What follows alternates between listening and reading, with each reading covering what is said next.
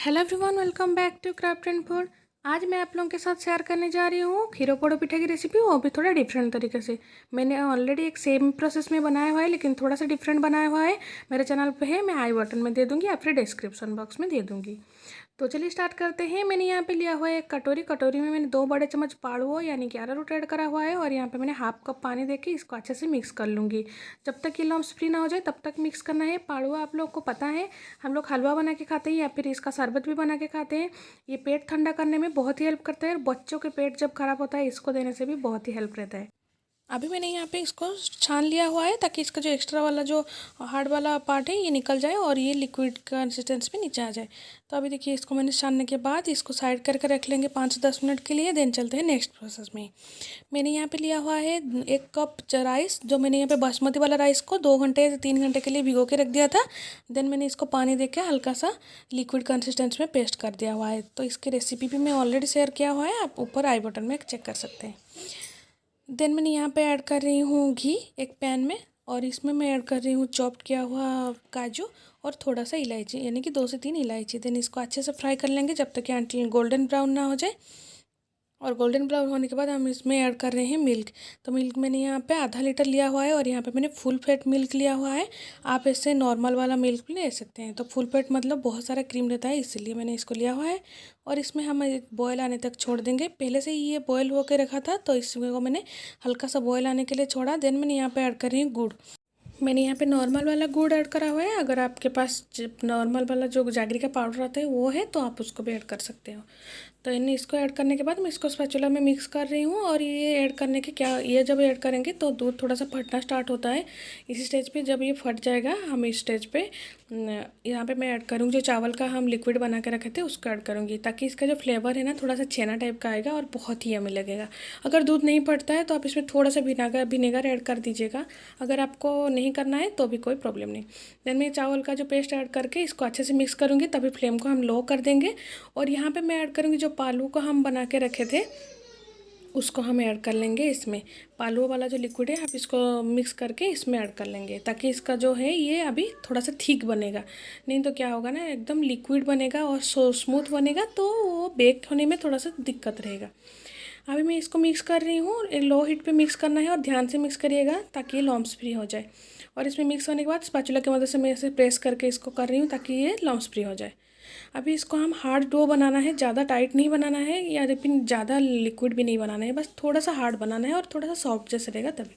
Then मैं यहाँ पे 2 चम्मच घी ऐड करने के बाद इसको अच्छे से मिक्स कर रही हूँ। और इसको डो के फॉर्मेट में आने के लिए थोड़ा सा टाइम लगता है, क्योंकि लो हीट पे कुक करेंगे। अगर आप इसको ऐसे मिक्स करने के बाद जब ये डो के फॉर्मेट में आ जाएगा ना, तभी आप इसको डायरेक्ट कढ़ाई में या फिर पैन में भी आप इसको फ्रो करके खा सकते हैं, जैसे कि थोड़ा सा फ्राई टाइप का। तो मेरे चैनल पे ऑलरेडी है पोड़ो पिठा की रेसिपी, आप उसको चेक कर सकते हैं। मैंने ऊपर आई बटन में भी दे दूँगी और डिस्क्रिप्शन बॉक्स में भी दे दूँगी। देन मैं यहाँ पे ऐड कर रही हूँ 1 बड़े चम्मच घी, और इसमें थोड़ा सा मैं मिक्स करने के बाद इसको एक डो के फॉर्मेट में आने के लिए छोड़ देंगे। तो कंटिन्यू स्टर करेंगे, नहीं तो क्या होगा ना, ये जल जाएगा। अभी देखिए ये परफेक्ट है, कढ़ाई भी छोड़ रहा है। इस स्टेज पे हम इसको निकाल लेंगे, और थोड़ा सा ठंडा होने के लिए छोड़ने के बाद मैं यहाँ पे ऐड कर रही हूँ डेसिकेटेड कोकोनट हाफ कप। तो अगर डेसिकेटेड कोकोनट आपके पास नहीं है, आप नॉर्मल वाला कोकोनट ऐड कर सकते हैं, लेकिन उससे इतना टेस्ट नहीं आएगा जितना डेसिकेटेड कोकोनट के आएगा। ये मार्केट में इजीली आपको मिल जाएगा, कोई भी ग्रोसरी शॉप पे। घर में बनाना चाहो तो भी बन जाता है, सूखे नारियल को ला के ग्राइंड कर सकते हैं। मेरे चैनल पर ऑलरेडी है, मैं आई बटन में भी दे दूँगी, आप चेक कर लीजिएगा। इसको मिक्स करके ठंडा होने के लिए छोड़ देंगे, बस जब तक कि ल्यूकवार्म रहेगा तब तक इसको छोड़ना है। अभी ढक के मैं इसको रख दी थी, और ये एकदम ठंडा हो गया है, यानी कि ज़्यादा ठंडा नहीं हुआ है, लेकिन 70% तक ठंडा हो गया था। देन मैंने इसको बेक करने के लिए एक ली हूँ यहाँ पे बर्तन, जो कि हम रेगुलर बेसिस में यूज करते हैं। अगर आपके पास बेकिंग वाला है तो आप इसको भी ऐड कर सकते हैं। देन मैं यहाँ पे घी ऐड करके इसको चारों तरफ स्प्रेड कर रही हूँ। और इसमें अगर आप बेक नहीं करना चाहोगे, आप कढ़ाई या फिर तावे में थोड़ा सा फ्राई करके भी खा सकते हैं। अभी हम वो डो को यहाँ पे ऐड कर लेंगे, और देखिए कितना अच्छे से ठंडा होने के बाद ये सेट हो गया है। तो अब इसको ज़्यादा ठंडा मत करिएगा, नहीं तो क्या होगा, ज़्यादा सेट हो जाएगा ना तो नहीं हो पाएगा सेट एक कट इसमें बेक करने के लिए। देन मैं इसको कवर कर रही हूँ एक एलुमिनियम फॉइल में, और चारों तरफ जो एलुमिनियम फॉइल एक्स्ट्रा है उसको मैं निकाल लूँगी, नहीं तो क्या होगा, इसका कलर चेंज हो जाएगा। इसका कलर हमको चेंज नहीं करना है। आपको अगर पसंद है आप कर सकते हैं। जैसे मेरे पहला वाला पोड़ो पिठा की रेसिपी में चेंज हो गया था कलर, और बहुत ही यम्मी लगता है, वो मैंने सही प्रोसेस में किया था। इसको बस थोड़ा सा डिफरेंट बनाई हूँ। अब यहाँ पे मैं ली हूँ एक प्रेशर कुकर और इसमें मैं ऐड कर रही हूँ एक स्टैंड और इसको 10 मिनट के लिए मैंने हाई फ्लेम पे गरम कर लिया था। और यहाँ पे अभी बेक होने के लिए हम इसके अंदर रख के मैं इसमें प्रेशर कुकर के ढक्कन को बंद कर रही हूँ और इसका जो व्हिसल है इसको निकाल दे रही हूँ। बस इसको 25 से 30 मिनट हम इसको मीडियम फ्लेम पर कुक करना है। अभी थोड़ी देर के बाद मैं इसको देख रही हूँ, अगर ये चाकू में नहीं लगता है तो आपको पता चलेगा कि नहीं बेक होके रेडी हो गया है। अभी देखिए ये मेरा बन के रेडी हो गया है। और इसको केयरफुली खोलिएगा, नहीं तो क्या होगा, हाथ जलने का बहुत ज़्यादा चांसेस है। अभी थोड़ा गर्म है तो थोड़ा सा हम चेक करेंगे, अगर हाथ में नहीं लगता है गर्म के टाइम तो परफेक्टली कुक हो गया है। अभी हम इसको एकदम ठंडा होने के लिए छोड़ देंगे। और यहाँ पे मेरा पीठा जो ये बन के रेडी हो गया है और ठंडा हो गया है।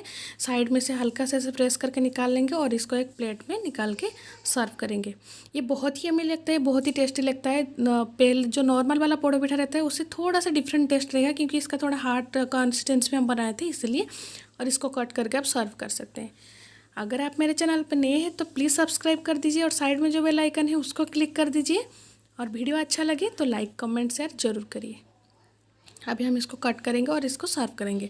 इसको बनाने में आपको ज़्यादा टाइम नहीं लगेगा, क्योंकि ये कलर चेंज नहीं होता है और बेक करने में बहुत ही कम समय लगता है। और इसको हमको बनाने में ओनली 45 मिनट से 50 मिनट लगता है, ज़्यादा टाइम नहीं लगता है ना। एकदम ईजी रेसिपी, थोड़ा सा डिफरेंट है लेकिन बहुत ही यम्मी है। इसको मैंने बहुत ही हेल्दी और जो भी हमारे सेहत के लिए अच्छे है उस इंग्रेडिएंट के साथ बनाया हुआ है। ये था मेरा आज का रेसिपी। मिलते हैं नए रेसिपी के साथ, तब तक के लिए।